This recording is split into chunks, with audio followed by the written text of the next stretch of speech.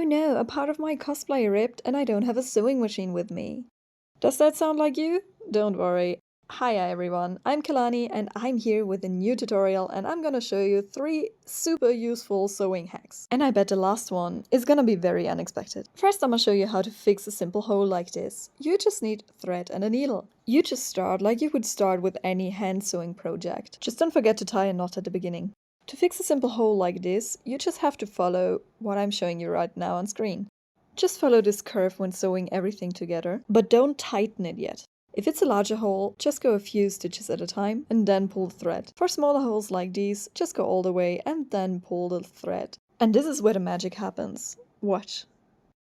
I love the part, it's always so satisfying to see. I like using the stitch because it's super simple, it's quite fast, and you can barely see it at the end. Like, look at this. Noise. And for my next trick, I'm gonna show you the easiest way to end the thread. Instead of almost breaking your fingers trying to tie a knot, just wrap the thread around the needle a few times and then pull the needle through just like you would with a normal stitch. And boom, you've got a secure knot. But now for the biggest star of this show. Imagine this. You are working on a cosplay and you have to make a pleated skirt. But all the measuring and clipping or pinning is driving you insane. But what if there was a way to make this easier? Or like forking easy. Get it?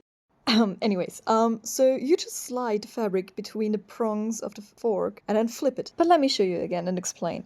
You slide the fabric between the fork and then flip it.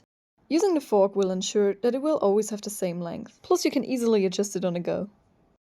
And adjust it so these two things line up. You can see it more clearly here. Just flip it around so this part and this part come together. Just like so.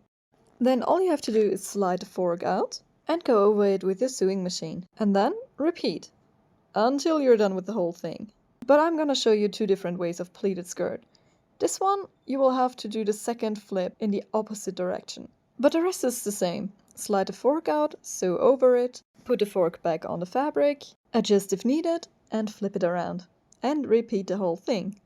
This type of pleated skirt is a little bit more complicated, but I'm gonna show you the next one. And I promise this version is gonna be so much faster and easier. I know what I'm talking about because I used this for my Krul cosplay. And it saved me so much time. But let's go. You slide the fork on the fabric, flip it around. Make sure to align everything so it fits properly. Slide out the fork and sew over it. And again. Fork. Flip it. Adjust the 2 parts. Slide it out. And sew over it. And then notice that your upper thread ripped when you started and you have to do the whole thing again. And that's basically it. Here you can see how smooth everything goes if you pay attention and you got the hang of it. This is making everything so much easier and I hope it helps you. If you enjoyed this, make sure to leave a like and a follow and I'll see you in the next one. Bye!